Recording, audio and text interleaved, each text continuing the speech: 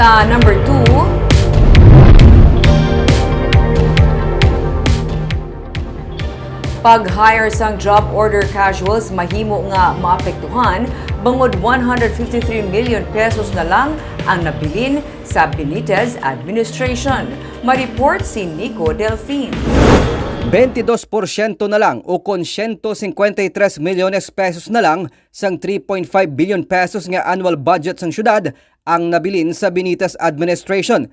78 milyones pesos ang nabilin para sa City Mayor's Office tubtob sa Disyembre, gani posible maapektuhan diri ang hiring sa mga GO suno kay Attorney Lizander Dilag, spokesperson ni Mayor Albi Benitez. Ako na person ng attorney nga hindi makapang-hire sa JOs, correct? Hindi Well, pwede man siguro. This is just my personal opinion. I do not want to preempt interdepartmental courtesy dictates that I should not preempt the position. But I would like to say nga siguro pwede man pero at a very incremental pace. Dugang panidilag nga magamay ini kung ikumparar sa 82 milyones pesos nga naggasto sang Leonardia administration sa bulan sang Hunyo kag Mayo.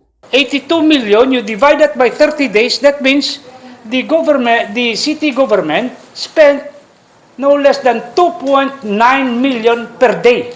Then you have to stretch the 153 million up to December. So it's depleted. How would you describe that? Depleted, that's correct.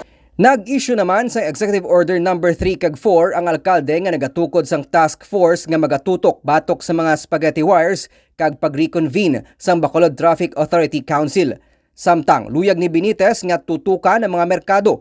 Makita sa sini nga video gikan sa page ni Mayor Albi Benitez nga nag-inspeksyon siya sang Domingo sang gabi sa Bacolod Central Market kag iya naabdan ang tuman kay higko nga gwa sang merkado.